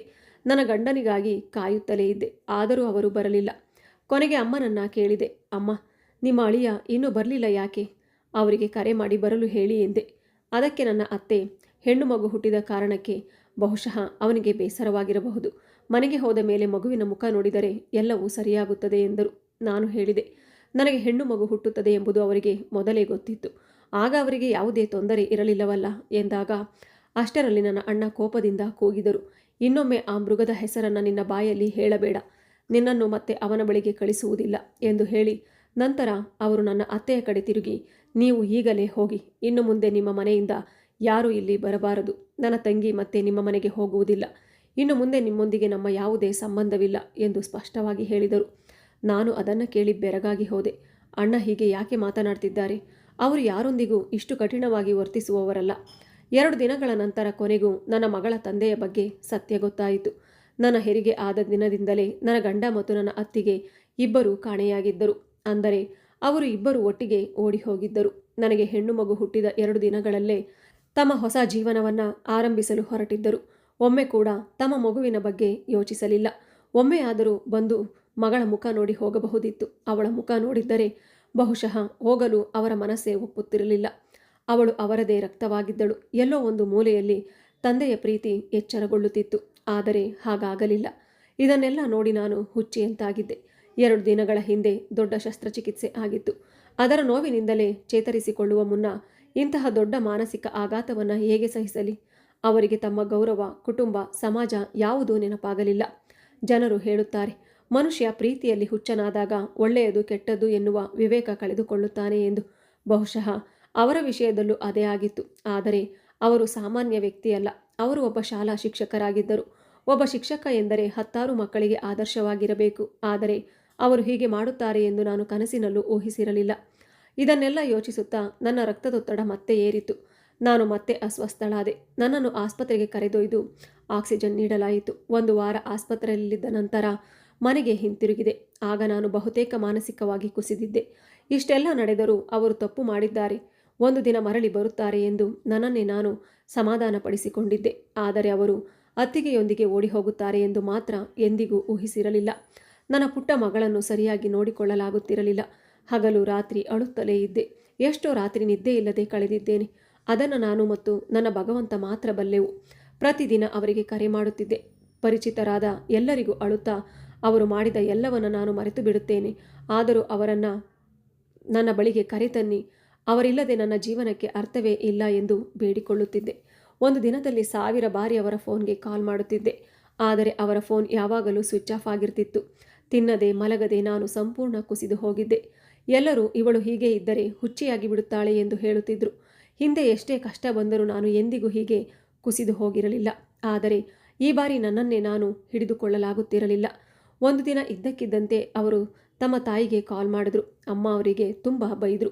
ಅವರು ನನ್ನ ಬಗ್ಗೆ ವಿಚಾರಿಸಿದರು. ನನ್ನ ಅತ್ತೆ ಹೇಳಿದ್ರು, ಈ ಹುಡುಗಿ ಹೀಗೆ ಇದ್ದರೆ ಸಾಯುತ್ತಾಳೆ, ತಿನ್ನುವುದಿಲ್ಲ, ಮಲಗುವುದಿಲ್ಲ, ಮಗುವನ್ನು ಸರಿಯಾಗಿ ನೋಡಿಕೊಳ್ಳುವುದಿಲ್ಲ, ದಿನವಿಡೀ ಅಳುತ್ತಿರುತ್ತಾಳೆ, ಹುಚ್ಚಿಯಂತಾಗಿದ್ದಾಳೆ ಎಂದರು. ಹಠಾತ್ತನೆ ನನ್ನ ಫೋನ್ಗೆ ಒಂದು ಕಾಲ್ ಬಂತು. ಕರೆ ಸ್ವೀಕರಿಸಿದ ತಕ್ಷಣ ಆ ಚಿರಪರಿಚಿತ ಧ್ವನಿ ನನ್ನ ಕಿವಿಗೆ ಬಿತ್ತು. ಅದೇ ನನ್ನ ಗಂಡನ ಧ್ವನಿ. ಆ ಕ್ಷಣ ನನ್ನ ಹೃದಯ ಜೋರಾಗಿ ಬಡಿಯತೊಡಗಿತು. ಪ್ರೀತಿಸಿದವನನ್ನು ಕಳೆದುಕೊಳ್ಳುವ ನೋವು ಎಷ್ಟು ಆಳವಾಗಿರುತ್ತದೆ ಎಂಬುದು ಆಗ ನನಗೆ ತಿಳಿಯಿತು. ಅವರು ಹೇಳಿದರು, ದಯವಿಟ್ಟು ಅಳಬೇಡ, ನೀನು ಊಟ ಮಾಡ್ತಿಲ್ಲ, ಮಗುವನ್ನು ನೋಡಿಕೊಳ್ಳುತ್ತಿಲ್ಲ ಎಂದು ಕೇಳಿದೆ. ಅದು ಸರಿಯಲ್ಲ. ನಾನು ಏನು ಮಾಡಿದರೂ ಆ ಮಗು ಈಗ ನಿನ್ನ ಜವಾಬ್ದಾರಿ ಎಂಬುದನ್ನು ಮರೆಯಬೇಡ. ಅವಳನ್ನು ಚೆನ್ನಾಗಿ ನೋಡಿಕೊ, ನೀನು ಸರಿಯಾಗಿ ಊಟ ಮಾಡು ಎಂದ ಅವರ ಮಾತು ಕೇಳುತ್ತಿದ್ದಂತೆಯೇ ನಾನು ಜೋರಾಗಿ ಅತ್ತು ಹೇಳಿದೆ, ನನ್ನೊಂದಿಗೆ ಹೀಗೆ ಯಾಕೆ ಮಾಡಿದೆ? ನಾನು ಏನು ತಪ್ಪು ಮಾಡಿದ್ದೆ? ಈ ಮಗು ನನ್ನೊಬ್ಬಳದ್ದಲ್ಲ, ನಿನ್ನದ್ದು ಹೌದು. ನೀನು ನನ್ನನ್ನು ಬಿಟ್ಟು ಹೋಗುವಾಗ ಈ ಮಗುವಿನ ಬಗ್ಗೆ ಯಾಕೆ ಯೋಚಿಸಲಿಲ್ಲ? ಹುಚ್ಚಿಯಂತೆ ಅಳುತ್ತಾ, ನೀನು ಮಾಡಿದ ಎಲ್ಲವನ್ನ ನಾನು ಮರೆತು ಬಿಡುತ್ತೇನೆ. ನೀನು ಮಾತ್ರ ವಾಪಸ್ ಬಂದು ಬಿಡು. ನಾವು ಮತ್ತೆ ಹೊಸದಾಗಿ ಜೀವನ ಆರಂಭಿಸೋಣ. ಎಲ್ಲಿಯಾದರೂ ದೂರ ಹೋಗಿ ನೆಮ್ಮದಿಯಿಂದ ಬದುಕೋಣ ಎಂದು ಬೇಡಿಕೊಂಡೆ. ಅವರು ಮತ್ತೆ ಮತ್ತೆ ನೋವಿನ ಹೊರೆಯ ಮೂಟೆ ದೊಡ್ಡದಾಗಬಾರದು ಎಂದು ಹೇಳಿದ್ದರು. ಬೆಳಗಿನ ಜಾವ ಇನ್ನೂ ಸ್ವಲ್ಪ ಕತ್ತಲೆ ಇರುವಾಗಲೇ ಅಮ್ಮ ಮತ್ತು ಅಣ್ಣಂದಿರ ಕಣ್ಣಿಗೆ ಬೀಳದಂತೆ ನಾನು ಮಗಳನ್ನು ಕರೆದುಕೊಂಡು ಹೊರಟೆ. ಸ್ವಲ್ಪ ದೂರ ಹೋಗುತ್ತಿದ್ದಂತೆಯೇ ಅಮ್ಮನಿಂದ ದೊಡ್ಡ ಅಣ್ಣನಿಂದ ಪದೇ ಪದೇ ಕಾಲ್ಗಳು ಬರತೊಡಗಿದವು. ಮಗುವನ್ನು ಕರೆದುಕೊಂಡು ಎಲ್ಲಿಗೆ ಹೋಗಿದ್ದೀಯಾ ಎಂದು ಅಳುತ್ತಲೇ ಕೇಳುತ್ತಿದ್ದರು. ಅಮ್ಮನ ಫೋನ್ ರಿಸೀವ್ ಮಾಡಿ ಹೇಳಿದೆ. ನಾನು ಮಗುವನ್ನು ಅವಳ ತಾತನ ಮನೆಗೆ ಕರೆದುಕೊಂಡು ಹೋಗುತ್ತಿದ್ದೇನೆ ಎಂದು ಹೇಳಿದೆ. ಹೀಗೆ ಹೇಳುತ್ತಲೇ ಅಳತೊಡಗಿದೆ. ಅಮ್ಮ ಹೇಳಿದ್ರು, ಎಲ್ಲಿದ್ದೀಯೋ ಅಲ್ಲೇ ನಿಂತ್ಕೋ, ನಾನು ನಿನ್ನ ಅಣ್ಣನನ್ನು ಕಳುಹಿಸುತ್ತೇನೆ, ಅವನ ಜೊತೆಗೆ ಹೋಗು. ನೀನು ಇಂದಿನವರೆಗೆ ಎಂದು ಒಬ್ಬಳೇ ಎಲ್ಲಿಗೂ ಹೋಗಿಲ್ಲ ಎಂದರು. ನಾನು ಎಂದಿಗೂ ಅಮ್ಮ ಅಥವಾ ಅಣ್ಣಂದಿರಿಗೆ ಸುಳ್ಳು ಹೇಳಿರಲಿಲ್ಲ. ಆದ್ದರಿಂದ ಅಮ್ಮ ನನ್ನ ಮಾತನ್ನು ನಂಬಿದ್ರು. ನಾನು ಅಮ್ಮನಿಗೆ, ನಾನು ಸ್ವಲ್ಪ ಹೊತ್ತಿನಲ್ಲೇ ಹಿಂದಿರುಗುತ್ತೇನೆ, ಅಣ್ಣನಿಗೆ ಸಮಾಧಾನ ಮಾಡಿ. ಈಗ ಅವರ ಫೋನ್ ರಿಸೀವ್ ಮಾಡಲು ನನಗೆ ಭಯವಾಗುತ್ತಿದೆ ಎಂದು ಹೇಳಿದೆ. ನಂತರ ನಾನು ನನ್ನ ಗಂಡನಿಗೆ ಫೋನ್ ಮಾಡಿದೆ. ಅವರು ಫೋನ್ ಆಫ್ ಮಾಡು, ಸಿಟಿಗೆ ಬಂದ ಮೇಲೆ ನನಗೆ ಕಾಲ್ ಮಾಡು, ನಾನು ಇಲ್ಲೇ ಇದ್ದೇನೆ ಎಂದರು. ಅಷ್ಟರಲ್ಲಿ ದೊಡ್ಡ ಅಣ್ಣ ಮತ್ತೆ ಕಾಲ್ ಮಾಡ್ತಿದ್ರು. ಅವರಿಗೆ ಏನೋ ಅನುಮಾನ ಬಂದಿರಬಹುದು. ನಾನು ಕಾಲ್ ರಿಸೀವ್ ಮಾಡದೆ ಫೋನ್ ಆಫ್ ಮಾಡಿದೆ. ಅಮ್ಮ ನನ್ನ ಚಿಕ್ಕ ತಮ್ಮನನ್ನು ನನ್ನ ಅತ್ತೆ ಮನೆಗೆ ಕಳುಹಿಸಿದ್ರು. ನಾನು ನೇರವಾಗಿ ರೈಲಿನಲ್ಲಿ ಸಿಟಿಗೆ ಹೊರಟೆ. ಆ ದಿನ ನನ್ನ ಮಗಳು ತುಂಬ ಅಳ್ತಿದ್ಲು. ಏನೋ ಆಗುತ್ತಿದೆ ಎಂಬುದು ಅವಳಿಗೂ ಅರಿವಾಗಿತ್ತೋ ಏನೋ. ಸಿಟಿಗೆ ತಲುಪಿದ ಮೇಲೆ ಅವರಿಗೆ ಕಾಲ್ ಮಾಡಿದೆ. ಅವರು ತಕ್ಷಣವೇ ಬಂದರು. ದೂರದಿಂದಲೇ ಅವರನ್ನು ನೋಡಿದ ಕ್ಷಣ ನನ್ನ ಕೈಕಾಲುಗಳು ನಡುಗತೊಡಗಿದವು. ಕಣ್ಣೀರು ತಾನಾಗಿಯೇ ಹರಿಯಿತು. ಇವರೇ ನನ್ನ ಜೀವನದ ಆ ಪರಿಚಿತ ವ್ಯಕ್ತಿ, ಎಂದಿಗೂ ನನ್ನನ್ನು ಬಿಟ್ಟು ಹೋಗುವುದಿಲ್ಲ ಎಂದು ಮಾತು ಕೊಟ್ಟವರು. ಅವರು ನನ್ನ ಬಳಿ ಬಂದು ಕಣ್ಣೀರು ಒರೆಸಿಕೊಂಡರು. ನಂತರ ಬಲಗೈಯಿಂದ ನನ್ನನ್ನು ಅಪ್ಪಿಕೊಂಡು ಮಗಳನ್ನು ಮಡಿಲಿಗೆತ್ತಿಕೊಂಡು ಪ್ರೀತಿಯಿಂದ ಮುದ್ದಾಡಿದರು. ಅವರ ಕಣ್ಣೀರು ನಿಲ್ಲುತ್ತಿರಲಿಲ್ಲ. ಸುತ್ತಮುತ್ತ ಎಷ್ಟೋ ಜನ ನಮ್ಮನ್ನು ನೋಡ್ತಿದ್ರು. ಆದರೆ ಅವರಿಗೆ ಅದರ ಬಗ್ಗೆ ಯಾವುದೇ ಕಾಳಜಿ ಇರಲಿಲ್ಲ. ತಂದೆ ಮತ್ತು ಮಗಳ ಈ ಪ್ರೀತಿಯನ್ನು ನೋಡಬೇಕೆಂದೇ ನಾನು ಎಲ್ಲವನ್ನ ಬಿಟ್ಟು ಅವರ ಬಳಿಗೆ ಬಂದಿದ್ದೆ. ನಾವು ಒಂದು ಆಟೋದಲ್ಲಿ ಕುಳಿತು ಯಾರಿಗೂ ಪರಿಚಯವಿಲ್ಲದ ಹೊಸ ಜೀವನದ ಕಡೆ ಹೊರಟೆವು. ಮನೆಯವರ ಬಗ್ಗೆ ನನಗೆ ಯಾವುದೇ ಮಾಹಿತಿ ಇರಲಿಲ್ಲ. ಫೋನ್ ಆಫ್ ಆಗಿತ್ತು. ಎಲ್ಲ ಸಂಪರ್ಕವೂ ಕಡಿತವಾಗಿತ್ತು. ರಾತ್ರಿ ಸುಮಾರು 3 ಗಂಟೆಗೆ ನಾವು ಅವರು ಬಾಡಿಗೆಗೆ ತೆಗೆದುಕೊಂಡಿದ್ದ ಮನೆ ತಲುಪಿದೆವು. ಅಷ್ಟರೊಳಗೆ ಅವರ ಫೋನ್ಗೆ ಅನೇಕ ಕರೆಗಳು ಬರುತ್ತಿದ್ದವು. ಆದರೆ ಅವರು ಯಾವುದನ್ನು ಸ್ವೀಕರಿಸುತ್ತಿರಲಿಲ್ಲ. ನಂಬರ್ ನೋಡುತ್ತಿದ್ದಂತೆಯೇ ಸೈಲೆಂಟ್ ಮಾಡುತ್ತಿದ್ದರು.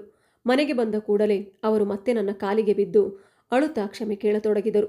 ಹೀಗೆ ಕ್ಷಮೆ ಕೇಳುವುದು ಅವರಿಗೆ ಚೆನ್ನಾಗಿ ಗೊತ್ತಿತ್ತು. ಸಿಟಿಗೆ ಬಂದ ನಂತರ ನಮ್ಮ ಜೀವನ ಸಂಪೂರ್ಣ ಬದಲಾಗಿತ್ತು. ಒಂದು ಚಿಕ್ಕ ವಟಾರದಲ್ಲಿ 5 ಕುಟುಂಬಗಳು ವಾಸಿಸುತ್ತಿದ್ದವು. ನೀರು ಹಿಡಿಯಲು ಸರದಿ, ಬಾತ್ರೂಮ್ಗೂ ಸರದಿ ಕಾಯಬೇಕಾಗುತ್ತಿತ್ತು. ನನಗೆ ಈ ರೀತಿಯ ಜೀವನದ ಅಭ್ಯಾಸ ಇರಲಿಲ್ಲ. ಆದ್ದರಿಂದ ಅದಕ್ಕೆ ಹೊಂದಿಕೊಳ್ಳುವುದು ತುಂಬ ಕಷ್ಟವಾಯಿತು. ಆದರೂ ಎಲ್ಲವೂ ಸಾಮಾನ್ಯವಾಗಿಯೇ ಸಾಗುತ್ತಿತ್ತು. ಈ ನಡುವೆ ನಾನು ಮನೆಯವರೊಂದಿಗೆ ಯಾವುದೇ ಸಂಪರ್ಕ ಇಟ್ಟುಕೊಂಡಿರಲಿಲ್ಲ. ಮೊದಲೇ ಹೇಳಿದಂತೆ ಅವರ ಬಗ್ಗೆ ನನ್ನ ಮನಸ್ಸಿನಲ್ಲಿ ಗೌರವ ಇತ್ತು. ಇಷ್ಟೆಲ್ಲ ಮಾಡಿದರೂ ನಾನು ಅವರನ್ನು ಒಂದು ಕೆಟ್ಟ ಪದದಿಂದಲೂ ನಿಂದಿಸಿರಲಿಲ್ಲ. ಅವರು ಏನೇ ಮಾಡಿದ್ದರೂ ನನ್ನ ಎದುರು ಎಂದಿಗೂ ಕೆಟ್ಟ ರೀತಿಯಲ್ಲಿ ವರ್ತಿಸಿರಲಿಲ್ಲ. ಮಗಳನ್ನು ನೋಡಿಕೊಳ್ಳುತ್ತಾ ಮನೆ ನಡೆಸುವುದು ತುಂಬ ಕಷ್ಟವಾಗುತ್ತಿತ್ತು. ಅವರು ಮಗಳನ್ನು ನೋಡಿಕೊಳ್ಳಲು ನನಗೆ ಸಹಾಯ ಮಾಡ್ತಿದ್ರು. ಹೀಗೆ ಕೆಲವು ದಿನಗಳು ಕಳೆದವು. ಆಗ ಅವರು ತರಕಾರಿ ಮಂಡಿಯಲ್ಲಿ ಕೆಲಸ ಮಾಡ್ತಿದ್ರು. ಆಗಾಗ ಅವರ ಫೋನ್ಗೆ ಕರೆಗಳು ಬರುತ್ತಿದ್ವು. ಅವರು ಹೊರಗೆ ಹೋಗಿ ಮಾತನಾಡ್ತಿದ್ರು. ನಾನು ಅದಕ್ಕೆ ಹೆಚ್ಚು ಗಮನ ಕೊಡಲಿಲ್ಲ. ಎಲ್ಲವೂ ಸರಿಯಾಗಿಯೇ ಇದೆ ಎಂದುಕೊಂಡಿದ್ದೆ. ಸುಮಾರು 13-15 ದಿನಗಳ ನಂತರ ಒಂದು ರಾತ್ರಿ ಅವರು ಮನೆಗೆ ಮರಳಲೇ ಇಲ್ಲ. ಫೋನ್ ಮಾಡಿದರೆ ಸ್ವಿಚ್ ಆಫ್. ನನಗೆ ತುಂಬ ಆತಂಕವಾಯಿತು. ಅಪರಿಚಿತವಾಗಿದ್ದ ಸಿಟಿ, ಅಪರಿಚಿತ ಜನ, ಮಗಳನ್ನು ಕರೆದುಕೊಂಡು ನಾನು ಒಬ್ಬಳೇ ಹೇಗೆ ಇಲ್ಲಿ ಇರಲಿ? ನಾನು ತುಂಬ ಹೆದರಿದ್ದೆ. ಬೆಕ್ಕನ್ನು ನೋಡಿದರೂ ಹೆದರುವಷ್ಟು ಭಯ ನನ್ನಲ್ಲಿತ್ತು. ಆದ್ದರಿಂದ ದೀಪ ಹಚ್ಚಿಕೊಂಡೇ ಮಗಳನ್ನು ಮಡಿಲಲ್ಲಿ ಹಿಡಿದು ರಾತ್ರಿ ಪೂರ್ತಿ ಕಾದು ಕುಳಿತಿದ್ದೆ. ಸುಮಾರು ಮಧ್ಯರಾತ್ರಿ ಅವರು ಕರೆ ಮಾಡಿ, ನಾನು ಮಂಡಿಯಲ್ಲಿ ಇದ್ದೇನೆ, ನಾಳೆ ಮನೆಗೆ ಬರುತ್ತೇನೆ, ನೀನು ಮಗುವಿನ ಜೊತೆ ಮಲಗು ಎಂದರು. ನಾನು ಅವರ ಮಾತನ್ನು ನಂಬಿ ಕಾಯುತ್ತಿದ್ದೆ. 1 ದಿನ, 2 ದಿನ, 3 ದಿನಗಳಾದರೂ ಅವರ ಸುಳಿವೇ ಇರಲಿಲ್ಲ. ಆಗ ಅವರು ನನ್ನನ್ನು ಮತ್ತೆ ಒಂಟಿಯಾಗಿ ಬಿಟ್ಟು ಹೋಗಿದ್ದಾರೆ ಎಂಬ ಅನುಮಾನ ಬಂತು. ಫೋನ್ ಸ್ವಿಚ್ ಆಫ್, ಸಂಪೂರ್ಣ ಸಂಪರ್ಕ ಇಲ್ಲದಂತಾಗಿತ್ತು. 4ನೇ ದಿನ ಅವರು ಮನೆಗೆ ಬಂದರು. ಕೈಯಲ್ಲಿ ಸಾಕಷ್ಟು ಅಗತ್ಯ ವಸ್ತುಗಳಿದ್ದವು. ನನ್ನನ್ನು ಸಮಾಧಾನಪಡಿಸಲು ಹಲವಾರು ಕಾರಣಗಳನ್ನು ಹೇಳತೊಡಗಿದರು. ನಾನು ಹೇಳಿದೆ, ನನ್ನಿಂದ ಸತ್ಯವನ್ನು ಮರೆಮಾಚಬೇಡಿ, ನಿಜವನ್ನು ಹೇಳಿ, ಅದರಿಂದ ನಿಮಗೂ ನೆಮ್ಮದಿ ಸಿಗುತ್ತದೆ, ನನಗೂ ಕೂಡ. ಆದರೆ ಅವರು, ನಾನು ಏನನ್ನು ಮರೆಮಾಚುತ್ತಿಲ್ಲ, ಎಲ್ಲವೂ ಸರಿಯಾಗಿದೆ, ಈಗ ನಾನು ಸರಿಯಾದ ದಾರಿಯಲ್ಲಿದ್ದೇನೆ ಎಂದೇ ಹೇಳುತ್ತಿದ್ದರು. ನಾನು ಅದನ್ನು ನಂಬಲಿಲ್ಲ. ದಿಟ್ಟವಾಗಿ ಹೇಳಿದೆ, ಇನ್ನು ಈ ಸುಳ್ಳುಗಳನ್ನು ನಾನು ಸಹಿಸಲಾರೆ. ಇವತ್ತೇ ನಾನು ಇಲ್ಲಿಂದ ಹೋಗುತ್ತೇನೆ. ಆಗ ಅವರು ನಮ್ಮ ಮಗಳ ತಲೆಯ ಮೇಲೆ ಕೈಯಿಟ್ಟು ನಾನು ಯಾವುದೇ ಸುಳ್ಳು ಹೇಳುತ್ತಿಲ್ಲ ಎಂದು ಪ್ರಮಾಣ ಮಾಡಿದರು. ಆದರೂ ಅವರು ಸುಳ್ಳು ಹೇಳುತ್ತಿದ್ದಾರೆ ಎಂಬುದು ನನಗೆ ಸ್ಪಷ್ಟವಾಗಿತ್ತು. ಆ ದಿನಕ್ಕೆ ಮಾತ್ರ ವಿಷಯವನ್ನು ಅಲ್ಲಿಗೆ ಮುಗಿಸಿದೆ. ಮನೆ ಬಿಟ್ಟು ಬಂದ ನಂತರ ಕೆಲವು ಕಹಿ ಸತ್ಯಗಳನ್ನು ಒಪ್ಪಿಕೊಳ್ಳಬೇಕೆಂದು ನನ್ನಲ್ಲೇ ನಾನು ಸಮಾಧಾನಪಡಿಸಿಕೊಂಡೆ. ಮರುದಿನ ಅವರು ಕೆಲಸಕ್ಕೆ ಹೋದ ನಂತರ ನಾನು ಹಳೆಯ ಸಿಮ್ ಕಾರ್ಡ್ ಹಾಕಿ ಅಮ್ಮನಿಗೆ ಕಾಲ್ ಮಾಡಿದೆ. ಅಮ್ಮ ಅಳುತ್ತಲೇ, ನೀವಿಬ್ಬರೂ ಚೆನ್ನಾಗಿದ್ದೀರಾ ಎಂದು ಕೇಳಿದರು. ನಾನು ಕ್ಷಮೆ ಕೇಳಿದೆ. ನನ್ನ ಮಗಳು ತಂದೆಯ ಗುರುತಿಲ್ಲದೆ ಬೆಳೆಯಬಾರದು ಎಂಬ ಕಾರಣಕ್ಕೆ ನಾನು ಈ ನಿರ್ಧಾರ ತೆಗೆದುಕೊಂಡೆ ಎಂದು ಅಮ್ಮನಿಗೆ ವಿವರಿಸಿದೆ. ಅಮ್ಮ ಹೇಳಿದ್ರು, ಏನೇ ಆಗಲಿ, ಒಂದು ದಿನ ನೀನು ಮತ್ತೆ ಮನೆಗೆ ಬರಲೇಬೇಕು, ಅದಕ್ಕೆ ಸಿದ್ಧವಾಗಿರು ಎಂದರು. ನಂತರ ತಿಳಿಯಿತು. ಮನೆಯವರು ವಿಚಾರಿಸಿದಾಗ ನಾನು ಸಿಟಿಯಲ್ಲೇ ನನ್ನ ಗಂಡನ ಜೊತೆ ಇದ್ದೇನೆ ಎಂಬುದು ಅವರಿಗೆ ಗೊತ್ತಾಗಿತ್ತು. ಅಮ್ಮ ಹೇಳಿದ್ದು ಕೇಳಿ ನನ್ನ ಮನಸ್ಸು ಮುರಿದು ಹೋಯಿತು. ನಾನು ಮನೆ ಬಿಟ್ಟ ನಂತರ ನನ್ನ ಇಬ್ಬರು ಅಣ್ಣಂದಿರು ತುಂಬ ಅತ್ತಿದ್ದರು. ಚಿಕ್ಕ ತಮ್ಮ ಮನೆಗೆ ಬರದೆ ದಿನವಿಡೀ ಹೊರಗೆ ಅಲೆದಾಡುತ್ತಿದ್ದನು. ಅವನಿಗೆ ನನ್ನ ಮಗಳು ತುಂಬ ನೆನಪಾಗ್ತಿದ್ಲಂತೆ. ಆ ನಂತರ ನಾನು ಆಗಾಗ ಅಮ್ಮನಿಗೆ ಕರೆ ಮಾಡ್ತಿದ್ದೆ. ಒಂದು ಶುಕ್ರವಾರ ಸಂಜೆ ನಾನು ಮಗಳಿಗೆ ಊಟ ಮಾಡಿಸ್ತಿದ್ದೆ. ಅವರು ಹಾಸಿಗೆಯಲ್ಲಿ ಮಲಗಿದ್ರು. ಇದ್ದಕ್ಕಿದ್ದಂತೆ ಅವರ ಫೋನ್ಗೆ ತುಂಬ ಕಾಲ್ ಬಂದವು. ಅವರು ತಕ್ಷಣ ಫೋನ್ ಸ್ವಿಚ್ ಆಫ್ ಮಾಡಿದ್ರು. ಸ್ವಲ್ಪ ಹೊತ್ತಿನಲ್ಲೇ ಒಬ್ಬ ಮಹಿಳೆ, ಅಂದರೆ ಅತ್ತಿಗೆ, ನಮ್ಮ ಮನೆಗೆ ಬಂದಳು. ಬಾಗಿಲು ತೆರೆದ ಕ್ಷಣ ಅವಳನ್ನು ನೋಡಿ ನನ್ನ ಕೈಕಾಲುಗಳು ನಡುಗತೊಡಗಿದವು. ಅವಳು ನನ್ನ ಗಂಡನನ್ನು ನೋಡಿ, ನೀನು ಇಲ್ಲಿ ಏಕೆ ಬಂದೆ ಎಂದು ಜಗಳ ಶುರು ಮಾಡಿದಳು. ನಂತರ ನನ್ನ ಕಡೆ ತಿರುಗಿ, ನೀನು ಸಿಟಿಗೆ ಯಾಕೆ ಬಂದೆ? ನನ್ನ ಗಂಡನನ್ನು ನನ್ನಿಂದ ಯಾಕೆ ಕಸಿದುಕೊಂಡೆ ಎಂದು ಕೂಗಿದಳು. ಅವಳ ಮಾತು ಕೇಳಿ ನಾನು ನಗಬೇಕೋ ಅಳಬೇಕೋ ಎಂಬುದೇ ತಿಳಿಯಲಿಲ್ಲ. ನಾನು ಏನು ಹೇಳುವ ಮುನ್ನವೇ ನನ್ನ ಗಂಡನೇ ಉತ್ತರಿಸಿದರು, ನೀನು ಯಾರು? ನನ್ನ ಹೆಂಡತಿಯನ್ನು ಪ್ರಶ್ನಿಸುವ ಹಕ್ಕು ನಿನಗಿಲ್ಲ. ನೀನೇ ನನ್ನ ಸಂಸಾರವನ್ನು ಹಾಳು ಮಾಡಿದ್ದೆ. ಅದಕ್ಕಾಗಿಯೇ ಇಂದು ನಿನ್ನನ್ನು ನಾನು ರಸ್ತೆಗೆ ತಂದಿದ್ದೇನೆ ಎಂದು ಹೇಳಿದರು. ಅವಳು ಇನ್ನೂ ಹಲವು ಮಾತುಗಳನ್ನು ಆಡುತ್ತಿದ್ದಳು. ನಾನು ಕೊನೆಗೆ ಕೋಪದಿಂದ, ಈಗಲೇ ಇಲ್ಲಿಂದ ಹೊರಟು ಹೋಗಿ, ಇಲ್ಲದಿದ್ದರೆ ನಾನು ಪೊಲೀಸರಿಗೆ ಕರೆ ಮಾಡುತ್ತೇನೆ. ಜನರನ್ನು ಕರೆಸಿ ನಿಮ್ಮಿಬ್ಬರಿಗೂ ಪಾಠ ಕಲಿಸುತ್ತೇನೆ ಎಂದು ಎಚ್ಚರಿಸಿದೆ. ಈ ಎಲ್ಲ ದೃಶ್ಯ ನೋಡಿ ನನ್ನ ಪುಟ್ಟ ಮಗಳು ಭಯದಿಂದ ಜೋರಾಗಿ ಅಳತೊಡಗಿದಳು. ಕೊನೆಗೆ ಆ ಮಹಿಳೆ ಅಲ್ಲಿಂದ ಹೊರಟು ಹೋದಳು. ನಾನು ಮನೆಗೆ ಕಾಲ್ ಮಾಡಲು ಫೋನ್ ತೆಗೆದುಕೊಳ್ಳುತ್ತಿದ್ದಂತೆ ಅವರು ಅದನ್ನು ನನ್ನ ಕೈಯಿಂದ ಕಸಿದುಕೊಂಡರು ಮತ್ತು ನನ್ನನ್ನು ಸಮಾಧಾನಪಡಿಸಲು ಪ್ರಯತ್ನಿಸಿದರು. ಆ ದಿನ ಮೊದಲ ಬಾರಿಗೆ ಕೋಪವನ್ನು ತಡೆಯಲಾಗದೆ ನಾನು ಅವರ ಮುಖದ ಕಡೆಗೆ ಒಂದು ತಟ್ಟೆಯನ್ನು ಎಸೆದೆ. ಹೀಗೆ ಬಹಳ ಹೊತ್ತು ನಮ್ಮಿಬ್ಬರ ನಡುವೆ ಮಾತುಕತೆ ನಡೆಯಿತು. ಮನೆಯವರೆಲ್ಲರೂ ನನ್ನ ಮೇಲೆ ಕೋಪಗೊಂಡಿದ್ದರು. ಆದರೂ ನಾನು ಅವರೊಂದಿಗೆ ಮಾತನಾಡುವುದನ್ನು ನಿಲ್ಲಿಸಲಿಲ್ಲ. ನನ್ನ ಮನಸ್ಸನ್ನು ನಾನು ಸಮಾಧಾನಪಡಿಸಿಕೊಳ್ಳಲು ಸಾಧ್ಯವಾಗುತ್ತಿರಲಿಲ್ಲ. ನನ್ನ ಕುಟುಂಬ, ನನ್ನ ಮಗು ಎಲ್ಲವೂ ಆ ಕ್ಷಣದಲ್ಲಿ ನನ್ನ ಮನಸ್ಸಿನಿಂದ ದೂರವಾಗಿದ್ದವು. ನಾನು ಹಳ್ಳಿಯ ಅತ್ಯಂತ ಸಾಮಾನ್ಯ ಹುಡುಗಿ. ನನ್ನ ಜೀವನವೆಲ್ಲ ಓದು ಮತ್ತು ನನ್ನ ಚಿಕ್ಕ ತಮ್ಮನ ಸುತ್ತಲೇ ಕಳೆದಿತ್ತು. ನನಗೆ ಒಬ್ಬ ಸ್ನೇಹಿತೆಯೂ ಇರಲಿಲ್ಲ. ಗಂಡಸರ ಮನಸ್ಸು ಹೇಗಿರುತ್ತದೆ ಎಂಬುದರ ಬಗ್ಗೆ ನನಗೆ ಯಾವುದೇ ಅರಿವು ಇರಲಿಲ್ಲ. ಸ್ನೇಹಿತರಿರುವುದು ದೂರದ ಮಾತು. ತರಗತಿಯ ಹುಡುಗರೊಂದಿಗೆ ನಾನು ಎಂದಿಗೂ ಮಾತನಾಡಿರಲಿಲ್ಲ. ಮದುವೆಯಾಗುವ ಮೊದಲು ತಂದೆ ಮತ್ತು ಅಣ್ಣನನ್ನು ಬಿಟ್ಟರೆ ಬೇರೆ ಯಾವ ಪುರುಷನ ಬಗ್ಗೆಯೂ ನನಗೆ ಅನುಭವವೇ ಇರಲಿಲ್ಲ. ಆದರೆ ಈಗ ತಿಳಿಯಿತು. ಹೆರಿಗೆಯ ದಿನವೇ ಅಸ್ವಸ್ಥ ಹೆಂಡತಿಯನ್ನು ಆಸ್ಪತ್ರೆಯಲ್ಲಿ ಬಿಟ್ಟು ಮತ್ತೊಬ್ಬರ ಹೆಂಡತಿಯೊಂದಿಗೆ ಓಡಿ ಹೋಗುವ ಪುರುಷರು ಇರುತ್ತಾರೆ ಎಂಬುದು. ಇಂತಹ ಕೆಲಸವನ್ನು ಅನುಭವವಿಲ್ಲದ 18-20 ವರ್ಷದ ಯುವಕರು ಮಾಡಿದರೂ ಆಶ್ಚರ್ಯವಿಲ್ಲ. ಆದರೆ 30 ವರ್ಷ ದಾಟಿದ ಒಬ್ಬ ಪ್ರೌಢ ವ್ಯಕ್ತಿ ಹೀಗೆ ಮಾಡುತ್ತಾರೆ ಎಂದು ನಾನು ಎಂದಿಗೂ ಊಹಿಸಿರಲಿಲ್ಲ. ನನ್ನ ದೊಡ್ಡ ಅಣ್ಣ 10 ದಿನ ರಜೆ ತೆಗೆದುಕೊಂಡು ನನ್ನ ಜೊತೆಯಲ್ಲಿದ್ದರು. ಹಿಂತಿರುಗುವ ಮುನ್ನ ನನ್ನ ಕೈ ಹಿಡಿದು, ನಾನು ಬದುಕಿರುವವರೆಗೂ ನಿಮಗೆ ಮತ್ತೆ ಕಷ್ಟ ಬರಲು ಬಿಡುವುದಿಲ್ಲ. ಈ 3 ವರ್ಷಗಳನ್ನು ಮರೆತು ಬಿಡು. ನೀನು ಚೇತರಿಸಿಕೊಂಡ ನಂತರ ಮಗುವನ್ನು ಅಮ್ಮನ ಬಳಿ ಬಿಟ್ಟು ಮತ್ತೆ ಓದನ್ನು ಮುಂದುವರಿಸು ಎಂದು ಹೇಳಿದರು. ನಾನು ಓದನ್ನು ಬಿಟ್ಟಿರಲಿಲ್ಲ. ಆದರೆ ಮಗು ಹುಟ್ಟಿದ್ದರಿಂದ ದ್ವಿತೀಯ ವರ್ಷದ ಪರೀಕ್ಷೆ ಬರೆಯಲು ಸಾಧ್ಯವಾಗಲಿಲ್ಲ. ಆ ಸಮಯದಲ್ಲಿ ಯಾರೇ ಒಳ್ಳೆಯ ಮಾತು ಹೇಳಿದರೂ ಅದು ನನ್ನ ಮನಸ್ಸಿಗೆ ತಟ್ಟುತ್ತಿರಲಿಲ್ಲ. ನನ್ನ ದೊಡ್ಡ ಅಣ್ಣ ನನ್ನ ಮಗಳಿಗೆ ಪರಿಣಿತ ಎಂದು ಹೆಸರು ಇಟ್ಟರು. ಆ ಹೆಸರಿನ ಬಗ್ಗೆ ನಾವಿಬ್ಬರು ಎಷ್ಟೋ ಕನಸು ಕಂಡಿದ್ದೆವು. ಆದರೆ ಆ ಕನಸುಗಳೆಲ್ಲ ಒಂದೇ ಕ್ಷಣದಲ್ಲಿ ಮೌನವಾಗಿ ಒಡೆದು ಹೋದವು. ಒಂದು ದಿನ ಅಮ್ಮ ನನ್ನ ಮಗಳಿಗೆ ಸ್ನಾನ ಮಾಡಿಸುತ್ತಿದ್ದರು. ಮಗು ತುಂಬ ಜೋರಾಗಿ ಅಳತೊಡಗಿತು. ಅಳುತ್ತಾ ಅಳುತ್ತಾ ಅವಳ ಮುಖ ನೀಲಿ ಬಣ್ಣಕ್ಕೆ ತಿರುಗಿತು. ಉಸಿರಾಡಲಾಗದೆ ಬಾಯಿಯಿಂದ ನೊರೆ ಬರತೊಡಗಿತು. ಸ್ವಲ್ಪ ಹೊತ್ತಿನ ನಂತರ ಮಗು ಸಂಪೂರ್ಣ ಮೌನವಾಯಿತು.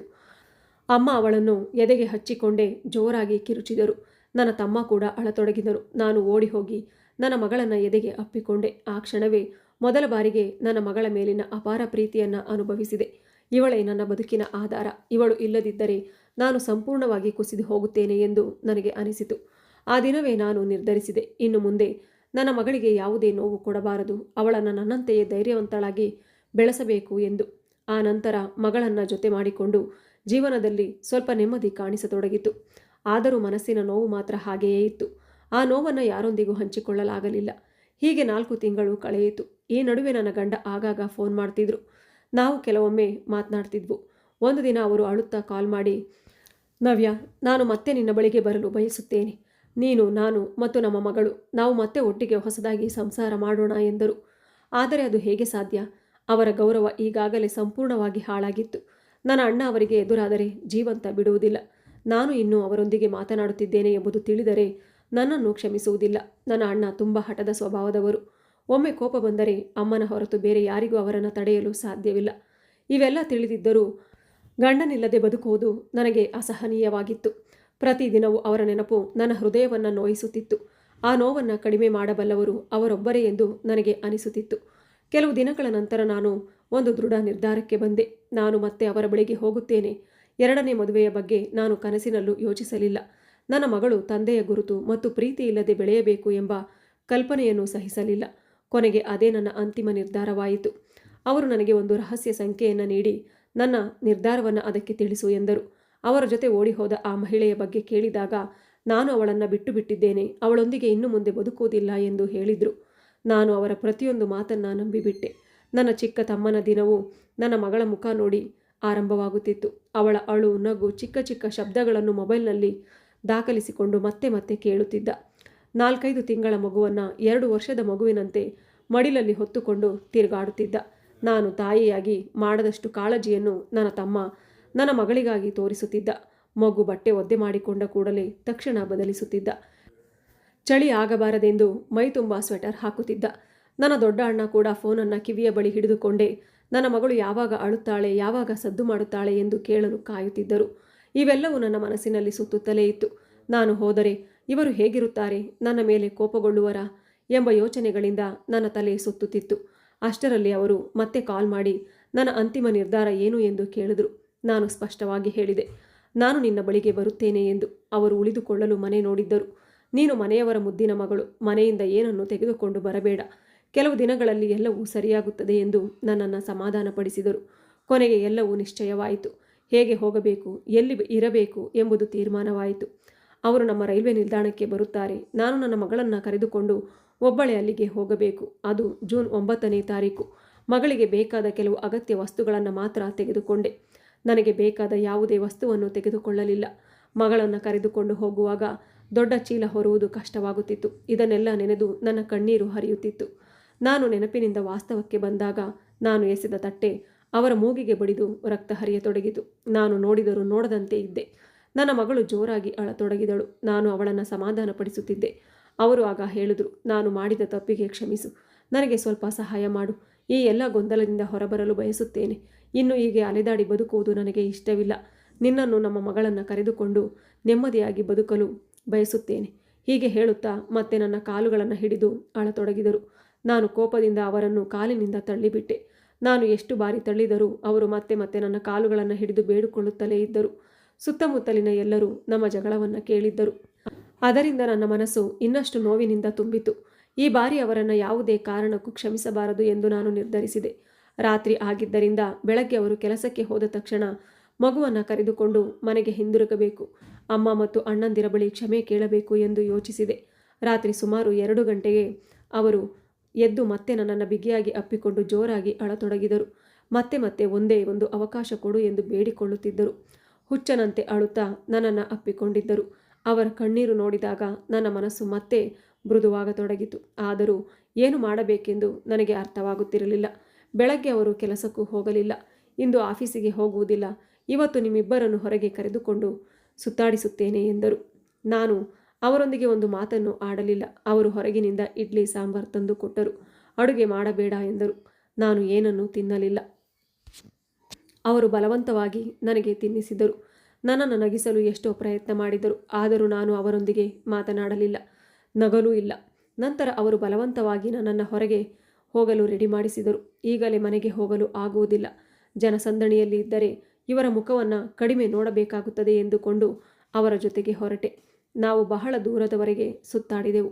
ಸ್ವಲ್ಪ ಹೊತ್ತಿಗೆ ನನ್ನ ಮನಸ್ಸು ಹಗುರವಾಯಿತು. ಮಧ್ಯಾಹ್ನ ಅವರು ಒಂದು ಹೋಟೆಲ್ಗೆ ಕರೆದುಕೊಂಡು ಹೋಗಿ ಬಿರಿಯಾನಿ ತಿನ್ನಿಸಿದರು. ಇಡೀ ದಿನ ಹೊರಗೆ ಕಳೆದಿದ್ದರಿಂದ ಸ್ವಲ್ಪ ನೆಮ್ಮದಿಯಾಯಿತು. ರಾತ್ರಿ ಅವರು ಒಬ್ಬ ಸ್ನೇಹಿತನ ಮನೆಗೆ ಹೋಗೋಣ ಎಂದು ನನ್ನನ್ನು ಮಗಳನ್ನು 3 ಮಹಡಿಯ ಕಟ್ಟಡವೊಂದಕ್ಕೆ ಕರೆದುಕೊಂಡು ಹೋದರು.